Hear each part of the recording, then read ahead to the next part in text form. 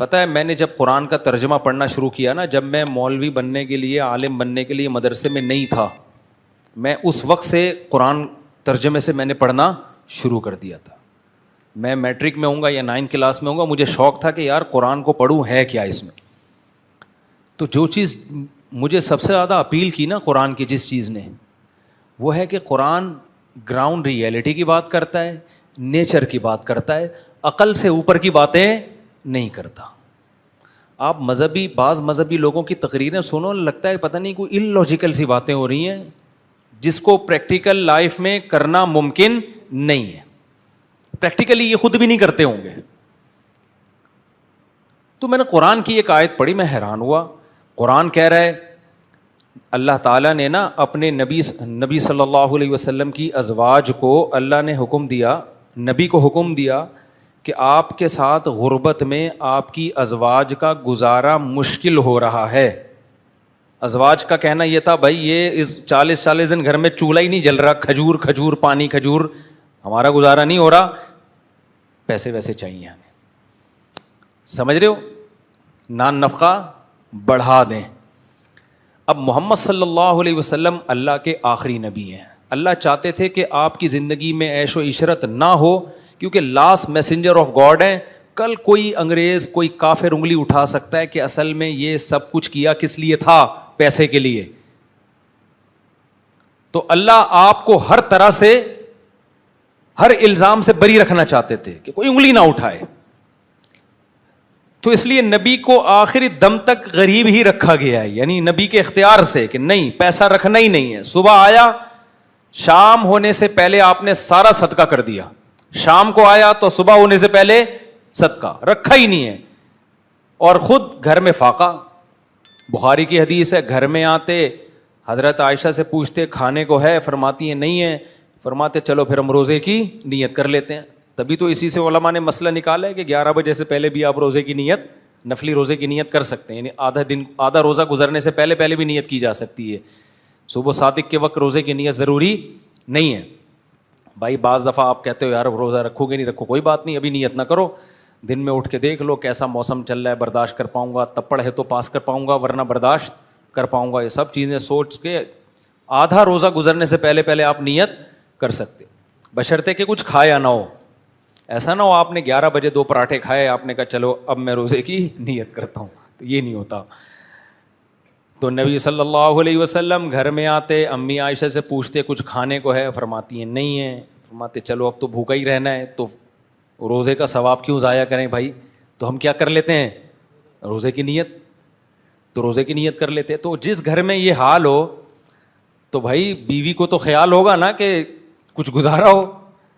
تو امہات المومنین نے نبی سے جب مطالبہ کیا تو نبی صلی اللہ علیہ وسلم نے کیا فرمایا، جس کا مفہوم یہ ہے کہ بھائی میں وہ لائف نہیں دے سکتا گھر میں جو مالدار لوگ لائف دیتے ہیں. میرے ساتھ اسی غربت میں گزارا کرنا ہے تو ٹھیک ہے، ورنہ میں سب کو طلاق کا آپشن دیتا ہوں، طلاق کا اختیار دیتا ہوں. مرد جب بیوی کو ڈیورس کا حق دے دے تو جیسے وہ ہر حق مرد کے پاس ہوتا ہے بیوی کے پاس بھی چلا جاتا ہے. تو نبی نے ساری ازواج کو ڈیورس کا حق دیا. بھائی رہنا ہے تو آپ اسی غربت میں رہو، ورنہ آپ کو حق ہے کہ آپ اپنے اوپر طلاق واقع کرو. نکاح ختم ہوگا، عدت کے بعد جہاں چاہو نکاح کرو. عرب میں شادی فوراً ہو جایا کرتی تھی، کوئی پرابلم نہیں. بڑے بڑے مالدار لوگ تھے، آپ کی مالدار سے شادی ہو جائے گی. تو الگ بات ہے کہ تمام امہات نے کہا کہ نہیں ہمیں اسی غربت میں آپ کے ساتھ رہنا، ٹھیک ہے ہم راضی ہیں لیکن آپ سے علیحدگی نہیں چاہیے ہمیں.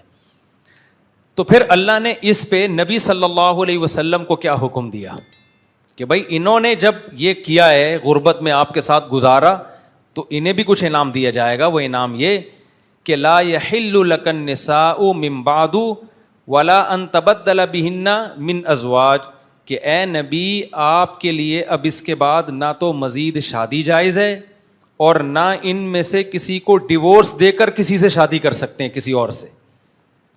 نہیں یہی بات سمجھ میں، یعنی یہ 9 کے بعد 10ویں بھی نہیں آ سکتی اور ریپلیس بھی نہیں ہو سکتی کہ 9 میں سے کسی ایک کو دے دی اور اس کی جگہ دوسری کر لی. تبھی اس کے بعد نبی نے نہ ان میں سے کسی کو طلاق دی ہے اور نہ مزید شادی کی ہے. اگرچہ اللہ نے بعد میں اجازت دے دی تھی کہ آپ کر سکتے ہیں، مگر نبی نے کی نہیں ہے. شاید اس لیے کہ وہ اللہ نے جو پہلے آرڈر دیا تھا اس کا پاس رکھنے کے لیے. اب اس میں جو الفاظ ہیں کہ اے نبی آپ نہ کسی کو ڈیورس دے کر اس کے بدلے کوئی شادی کر سکتے ہیں اور نہ 10ویں کر سکتے ہیں. آگے الفاظ دیکھو, وَلَوْ أَعْجَبَكَ حُسْنُهُنَّ, اگرچہ کسی عورت کا حسن آپ کو کتنا ہی متاثر کیوں نہ کرے. نہیں آئی بات سمجھ میں؟ اس کا مطلب بھائی کسی کے حسن سے متاثر ہونے کا امکان پیغمبر میں بھی بولو تھا. یعنی اللہ کہہ رہے آپ کو کوئی عورت کا حسن کتنا ہی اٹریکٹیو ہو, اٹریکٹ کرے, آپ کو اجازت نہیں ہے اب نکاح کرنے. تو اب مجھے ایک بات بتاؤ, یہ اسلام کا حسن ہے, کیونکہ نبی صلی اللہ علیہ وسلم کے بارے میں جب اسلام نے کہا نا بشر ہیں, انسان ہیں, تو پھر تمام انسانوں والے لوازمات کے ساتھ انسان مانا ہے. آج ہوتا کیا ہے, کسی کو پیر و مرشد مان لو, یہ پیر صاحب انسان ہے, تو انسان تو ہیں, تو پھر کیا ہیں یہ بھائی, یہ پہنچی ہوئی سرکار ہے. کہاں پہنچے ہوئے ہیں؟ بہت بڑی چیز ہے, آپ نہیں پہنچ پاؤ گے, آپ وہاں تک نہیں پہنچ پاؤ. کیا مطلب, کیا کرتے ہیں بھائی بس یہ کیا نہیں کرتے یہ کہو. آپ ہمیں بتایا گیا انسان کا مطلب کیا ہوتا ہے, انسان ہوتا ہے, ٹھیک ہے نا, تمام لوازمات کے ساتھ کیا ہے, انسان ہے. ہاں یہ ضرور ہے کہ پیغمبر کے پاس 2 رشتے ہوں, ایک خوبصورت ہو اور ایک کے اخلاق ہوں, تو پھر آپ اخلاق کو ترجیح دیں گے. جیسے نبی کو سب سے زیادہ محبت حضرت عائشہ سے تھی, حالانکہ آپ کی ازواج میں سب سے زیادہ خوبصورت حضرت عائشہ نہیں تھیں. محبت اس لیے ان سے تھی کہ وہ ذہین بہت زیادہ تھیں, بے پناہ ذہین تھی. لیکن اس سے اتنا پتہ چل گیا ہے کہ بھائی پیغمبر بھی کسی سے نکاح کر سکتے ہیں اس بیس پر کہ اس کی خوبصورتی سے متاثر ہوں. بشر ہیں تو بشری لوازمات کے ساتھ دنیا میں آئے ہیں. دیکھو ایک بار اسی طرح امہات المومنین سے آپ صلی اللہ علیہ وسلم کا کچھ گھر میں جیسے میاں بیوی کا ہوتا ہے نا, کچھ اونچ نیچ ایسے ہوئی. آپ اتنے ناراض ہوئے, آپ نے فرمایا اللہ کی قسم 1 مہینہ نہیں آؤں گا میں گھر میں, 1 مہینہ گھر میں نہیں آؤں گا. یہ ناراضی ہوئی. یہ سارے واقعات پیغمبر کی سیرت میں کیوں ملتے ہیں, ہمیں بھی سیکھنے کو ملتا ہے. اگر نبی کچھ ایسے اللہ مخلوق بنا کے بھیجتا کہ نہ کبھی بیوی سے جھگڑا ہوتا, اور آپ کی ازواج بالکل ایسے فرما بردار, جیسے کوئی شخص جو ہے نا, جیسے آج کل نہیں جو غلاموں کو بالکل ریموٹ کنٹرول کی طرح لوگوں نے چلایا ہوا ہوتا, اور کوئی آگے سے کوئی رپلائی نہ ہوتا, کوئی بات ہی نہ ہوتی, کچھ بھی نہیں. اور بھائی پیغمبر صلی اللہ علیہ وسلم کا مقام ہے تو آپ کی بیویاں ہر وقت فرما بردار. تو بھائی آپ کو ہمیں کہاں سے نمونہ ملتا کہ گھر کیسے چلائے جاتے ہیں؟ اللہ نے آپ کو ازواج دیں اور اسی طرح کے معاملات ہوتے رہے جو عام طور پہ گھروں میں ہو جاتے ہیں. آپ کا اپنی بیویوں سے ایک رشتہ پیغمبر والا تھا, پیغمبر امتی کا, لیکن ایک رشتہ میاں بیوی والا بھی تھا. تو گھر میں کون سا رشتہ رکھا آپ نے؟ میاں بیوی والا رکھا ہے. میں تو یہ حدیث سن کے حیران ہوتا ہوں. حضرت عائشہ کے پاس, حضرت عائشہ کی باری تھی, حضرت زینب نے حلوہ بنا کے بھیج دیا. بخاری کی حدیث ہے. باری کس کی ہے؟ ابے تم کیا جانو ان حدیثوں کا مطلب, یہ جن کی 2-3 ہوتی ہیں ان کو پتا ہوتا ہے. تم لوگ بس گنوا دیا, تم لوگوں نے سب برباد کر دیا. ابھی بھی جو تھوڑا سا ٹائم ہے تم لوگ کے پاس سدھرنے, کوئی شادی تو 2 کے بعد تو پتا چلتا ہے کہ میری شادی ہوئی ہے. حقیقت بتا رہا ہوں, عورت کی محبت کا بھی جبھی پتا چلتا ہے. کتنے لوگ آتے ہیں ہمیں بیوی ہمیں ٹائم نہیں دیتی. یہ شکایت تو بہت سنی ہے, شوہر ٹائم نہیں دیتا, بیوی کو کوئی فکر ہی نہیں ہے میاں کی. میں کہتا ہے ایک اور کر لے کمپٹیشن میں, پھر تجھے ٹائم دے گی. سب جگہ ایسا نہیں ہوتا, بعض جگہ ہوتا ہے. خیر ایسا نہ ہو کہ کی اور وہ بھی نہیں دے رہی, کیونکہ آپ میں کوئی ایسا فالٹ ہے. اچھا خیر, تو یار آپ پیغمبر صلی اللہ علیہ وسلم کی سیرت دیکھو یار, میرا تو ایسا حوصلہ نہیں ہے. حضرت عائشہ کی باری ہے, حضرت زینب جو نبی کی پھوپھی ذات بہن ہے, ان سے نکاح ہوا ہے نبی کا, انہوں نے حلوہ بنا کے کوئی بھی اچھی چیز بنا کے بھیج دی. تو حضرت عائشہ مسجد نبوی میں ہیں اور صحابہ بھی موجود ہیں. بھائی دوستوں کے سامنے بیوی کتنی رسپیکٹ دیتی ہے نا اپنے ہسبینڈ کو. شاید اس وقت پردے کی آیتیں نازل نہیں ہوئی تھیں, یا پردہ کیا ہوا ہو, چہرے پہ کپڑا ڈالا ہوا ہو. دونوں صورتیں ہو سکتی ہیں, یا تو چہرہ پہ کپڑا ہوگا یا یہ کہ پردے کی آیتیں نازل نہیں ہوئی ہوں گی اس وقت تک. لیکن صحابہ موجود تھے وہاں, تو جب آپ کے دوست احباب موجود ہوتے ہیں تو پھر تو عورت اور زیادہ ریزرو ہوتی ہے نا کہ بھائی جھگڑا کمرے میں کر لیں گے, ابھی یہاں تو ایک بڑی باوقار محفل لگی ہوئی ہے. تو وہ انہوں نے حضرت زینب نے حلوے کی پلیٹ بھیجی, اور حضرت عائشہ کو جب پتہ چلا نا, خادم لے کر آیا, حضرت عائشہ کو غصہ آیا کہ میری باری میں سوکن کی مداخلت کیوں ہو رہی ہے, یعنی باری میری ہے تو اپنی باری میں حلوے بنانے تھے نا. کیا خیال ہے بھائی, باری میری ہے اور آپ کھانا وہاں سے آپ بنا کے بھیج رہی ہو. تبھی تو یہ جو بے وقوف قسم کے لوگ 2 شادیاں کرتے ہیں نا, اور پھر مجھے اپنی حماقت کے واقعات بتا بھی رہے ہوتے ہیں, تو میرا دل چاہ رہا ہوتا ہے ان کی بیوی نے ان کو اتنے ٹھڈے نہیں لگائے جتنے میں لگاؤں. بتا رہے ہوتے ہیں کہ میں جب ایکچولی میں پہلی وائف کے گھر ہوتا ہوں نا, تو ٹھیک 4 بجے میری فرسٹ وائف فون کرتی ہے اور مجھ سے خیریت پوچھتی ہے, تو سیکنڈ کو اس پہ غصہ آتا ہے. میں نے کہا نہیں, اس کو تو شکریہ ادا کرنا چاہیے کہ ماشاء اللہ میری باری میں آپ کی فرسٹ وائف سے کیسی ماشاء اللہ بے تکلفی کی باتیں ہو رہی ہیں. بعض لوگ کہتے ہیں میں فرسٹ وائف کے جب گھر ہوتا ہوں نا, تو ٹھیک 1:30 بجے میری سیکنڈ کا, پھر سیکنڈ کے گھر ہوتا ہوں یا فرسٹ کے گھر ہوتا ہوں, سیکنڈ کا فون آتا ہے اور وہ مجھ سے خیریت پوچھتی ہے, میں خیریت بتاتا ہوں, ہیلو ہائی. اس پہ میری پہلی والی کو غصہ آتا ہے. تو میں نے کہا پاگل آدمی, تو میرے تو عجیب پڑھے لکھے لوگ جب اس طرح کی باتیں کرتے ہیں تو بہت حیرانگی ہوتی ہے یار. تو تم اس کے گھر بیٹھے ہوئے ہو اور فون پہ گپیں کس سے لگا رہے ہو اس سے. آج ایک بندہ آیا, 2 کیوی ہیں نا اس نے, ایسے واقعات اب آ رہے ہیں, حادثات کہہ لیں یا واقعات کہہ لیں. تو کہہ رہا ہے میں نے 2 کیوی ہیں, مجھے ہدایات دیں کیسے چلاؤں میں نا. میں نے کہا جب پہلی کے گھر جاتے ہو نا, پھلترو کی طرح دوسرے کی بچوں کو وہاں نہ لے جایا کرو, جب جاؤ اکیلے جاؤ, ورنہ لوگ پتہ ہے کیا کر رہے ہوتے ہیں, پہلی کی باری ہے, جب جا رہے ہیں تو 2 بچے یہاں سے چپکا کے اپنے ساتھ لے گئے. اس کو غصہ آتا ہے, یہ پھلترو کی طرح کیوں آگے, کہ میری اولاد ہے, تمہیں کیا تکلیف ہے, یہ گھر بھی تو میرا ہے, اس کا کرایہ بھی تو میں دیتا ہوں, تو اگر میرے بچے آ گئے تو کیا ہے. بھائی بات یہ ہے کہ جب آپ اس کے گھر جا رہے ہو تو دوسروں کی یادگاریں, عورت یہ نہیں دیکھتی آپ کا بیٹا ہے, وہ یہ دیکھتی ہے میری سوگن کا بچہ ہے, اور جب یہ میرے پاس آیا ہے تو اس کی توجہ بچوں کی طرف. آپ بھتیجا بھانجا لے جاؤ, اس سے اتنی تکلیف نہیں ہوگی. تو اس لیے تو میں سوچ رہا ہوں ایک کورس کروا دوں اس کا میں, تاکہ چھچوری حرکتیں نہ کیا کرو. پھر میں نے اس کو بولا جب ادھر جا کے بیٹھو تو اس والی سے فون پہ بات نہ کرو, نمبر بلاک کر کے جاؤ, کوئی رابطہ نہیں ہوگا. اس کو بتا دو کہ بھائی یہ ان ڈرائیو وغیرہ, وہ کیا ہے, ان ڈرائیو وغیرہ, کوئی ایمرجنسی ہو جائے ان ڈرائیو میں خود ہی چلی آنا. کیونکہ نہیں بھی ایمرجنسی ہوتی نا, سوکن دوسری کو تپانے کے لیے بھی کر رہی ہوتی ہے. اس کو پتا ہے وہاں بیٹھ کے بھی ہاں ہی گپیں لگ رہی ہوں گی اور مزے مزے کی باتیں ہو رہی ہوں گی, اس کے دماغ میں یہ بیٹھا شیطان ڈال رہا, حالانکہ وہ ہو سکتا ہے پڑا ہوا ادھر منہ کر کے سو رہا ہو, لیکن شیطان اس کو بتائے گا دیکھا وہ بیٹھے ہوئے ہوں گے, فلم دیکھ رہے ہوں گے اور خوب گپیں لگ رہی ہوں گی, ایک دوسرے کو گٹ کے کھلا رہے ہوں گے. شیطان سوکن کے ہمیشہ یہی کرتا ہے, حالانکہ ہو سکتا ہے اس کا وہاں بھی موڈ آف ہو, ادھر منہ کر کے سو رہا ہو. پھر وہ فون کرے گی مجھے یہ ہو گیا, میں مر گئی, مجھے اس کی توجہ لینے کے لیے. خواتین کی شرارتیں جو خواتین بیان نہیں سن رہی ان کی بات کر رہا ہوں, یہ خواتین ہی کو پتہ ہوتی ہیں بھائی. تو یہ بہت وہ ایسا نا اپنی توجہ لینے کے لیے, میں مر گئی, میرے یہ ہو گیا, میں یہ ہو گیا. آدمی کہتا پتہ نہیں کیا ہو گیا, میں جا رہا ہوں. ہوا کچھ بھی نہیں ہوتا, بعض دفعہ ہوا بھی ہوتا ہے لیکن یہ کہ اکثر نہیں ہوتا. تو میں نے ان کو بولا کہ نمبر کیا کرنا ہے, بلاک, ادھر کی ادھر نہیں, ادھر کی. بے وقوف لوگ جا کے نا اس کے سامنے تعریفیں کرتے ہیں, تم تو یہ نہیں کرتی, وہ تو یوں ایسے چائے بنا کے پلاتی ہے, تمہیں تو یہ نہیں آتا, اس کو تو یہ, تو اپنے گھر میں خود ہی آگ لگا رہا ہے.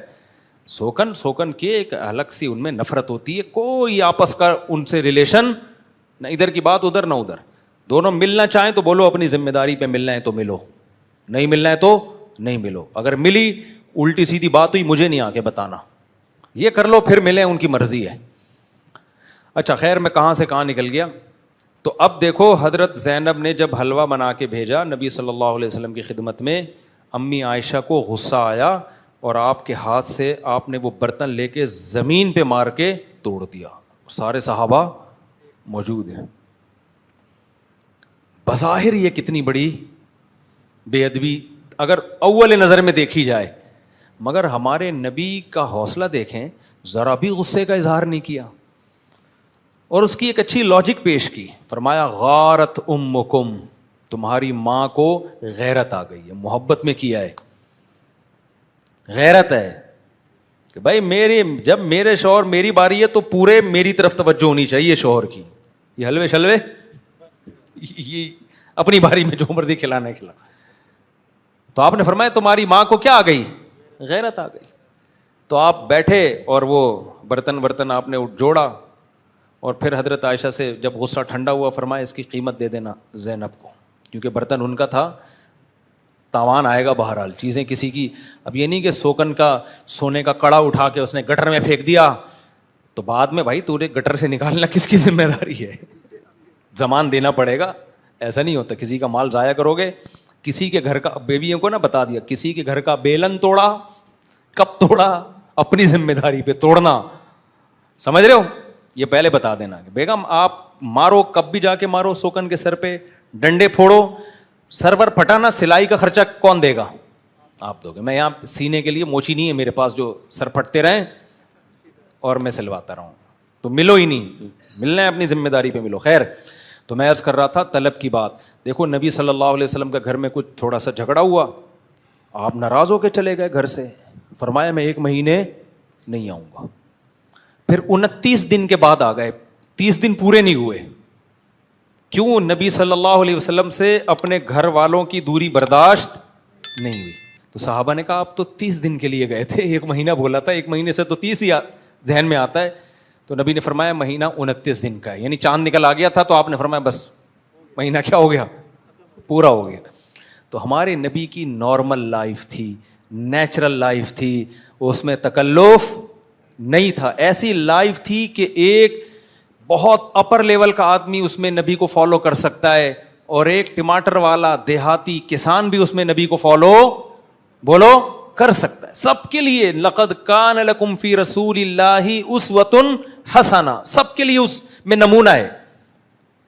میں نے ایک دفعہ ایک حدیث بیان کر دی, لوگوں نے اتنے اعتراضات کیے, اور یہ جو ملحد ہے نا, ایتھیس, یہ اس حدیث کو بہت بیان کرتے ہیں نبی پہ طنز کرنے کے لیے. معاذ اللہ, نبی صلی اللہ علیہ وسلم گھر سے باہر نکلے, آپ کی کسی خاتون پہ نظر پڑ گئی, آپ فوراً گھر آئے واپس اور اپنی زوجہ کے پاس گئے.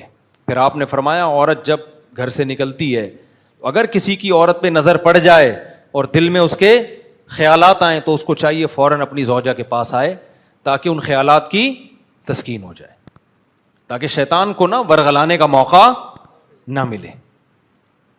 تو اس پہ نا ملحد لوگ بہت اعتراض کرتے ہیں, یار نبی کی نظر کسی عورت پہ پڑ گئی تو دل میں خیال آ گیا. او بھائی, اگر نبی یہ نہ بتاتے تو کسی کو پتہ چلتا ہے بھائی؟ تو یہ تو مرد کے ساتھ ہو سکتا ہے, غیر اختیاری نظر پڑ سکتی ہے, یا آ سکتے ہیں, کسی کے ساتھ بھی. آدمی ہے, کھا رہا ہے, تو سب کچھ ہو سکتا ہے. اس کا حل بتا دیا, بھائی کہاں جانا ہے, اپنی زوجہ کے پاس آؤ, تاکہ وہ خیالات تمہارے دماغ سے نکل جائیں. ورنہ شیطان کیا کرے گا, یہی پہلے خیالات آتے ہیں, پھر پہلے نظر نبی کی نظر تو غیر اختیاری پڑی تھی, غیر اختیاری نظر تھی. پہلے کیا ہوتا ہے, غیر اختیاری نظر, پھر جان کر نظر ڈالتا ہے, پھر خواہشات پیدا ہوتی ہیں, پھر چھوٹے جرم کرتا ہے, ہینڈ پریکٹس وغیرہ کی طرف آتا ہے, پھر بڑے جرموں کی طرف جاتا ہے, بالآخر زانی بن جاتا ہے. ہوتا ہے کہ نہیں ہوتا؟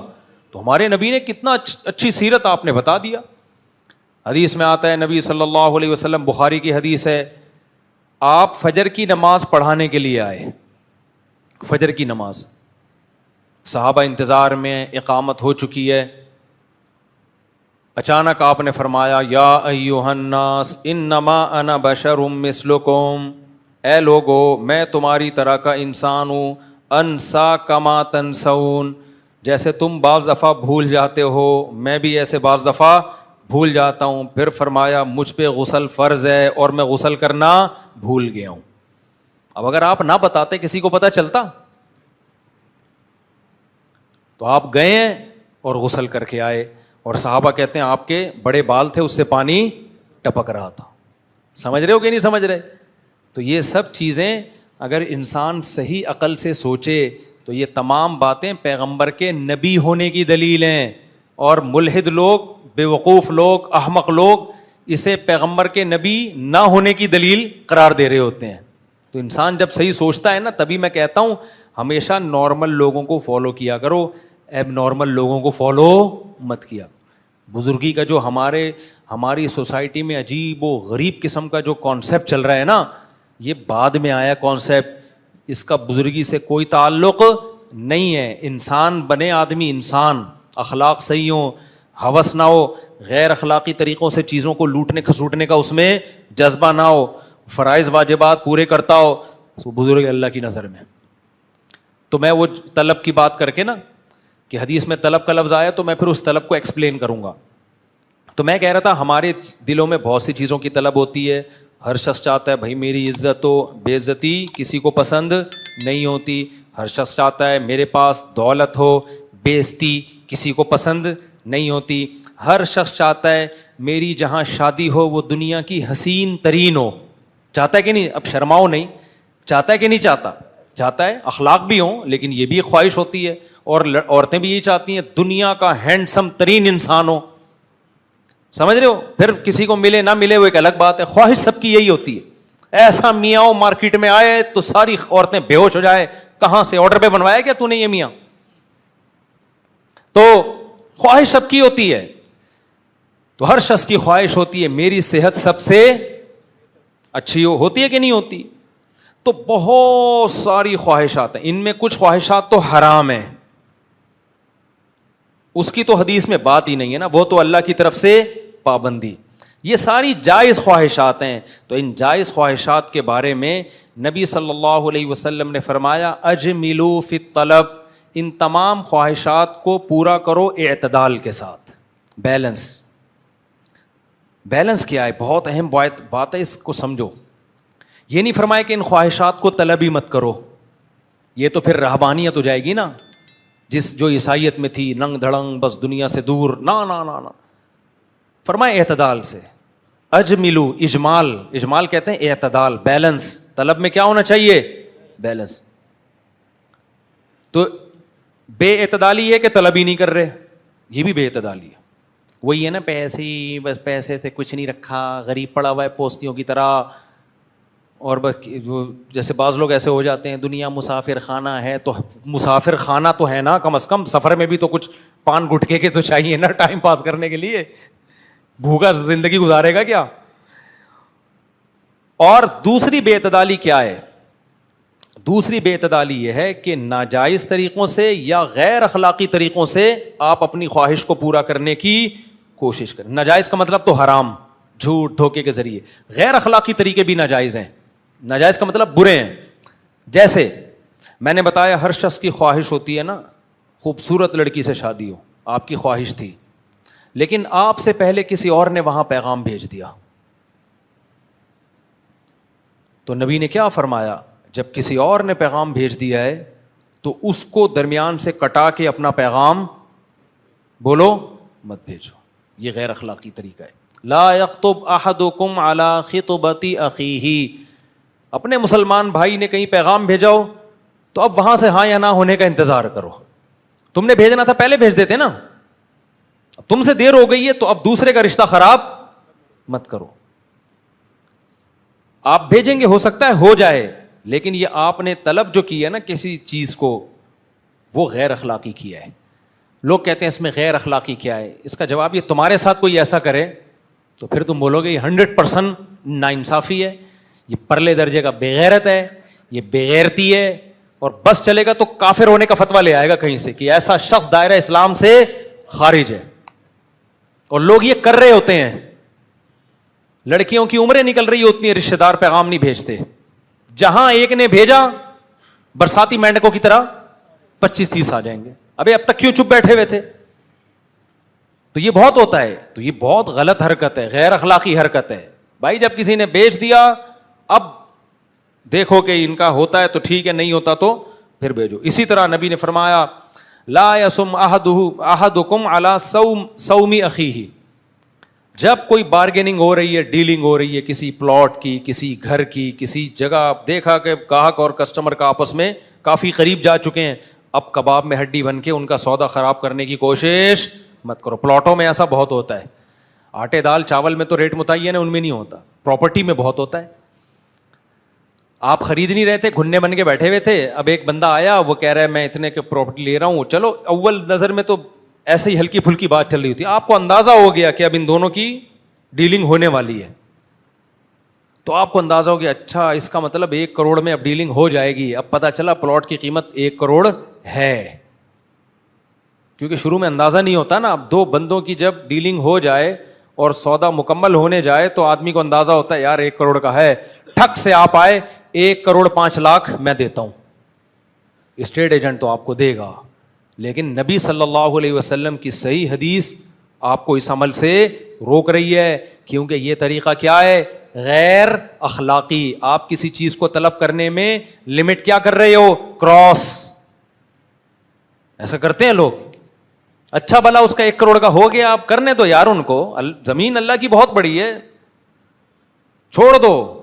نہیں جی فوراً آ جائیں گے, میں 1 کروڑ 1 لاکھ دے رہا ہوں میں. وہ بھی نالائق ہوتا ہے, پہلے زبان دے چکا ہوتا ہے, فوراً اس کو.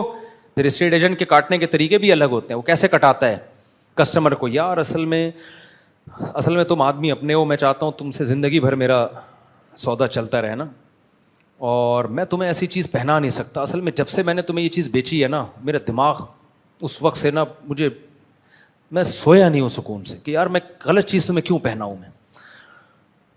تو ایسا کرو اس کو چھوڑ دو, ایک اور جگہ میں تمہیں ایسے اچھی دلاتا ہوں. یہ اسٹائل ہوتا ہے, کر لو آپ. لیکن یہ کیسا طریقہ ہے, غیر اخلاق.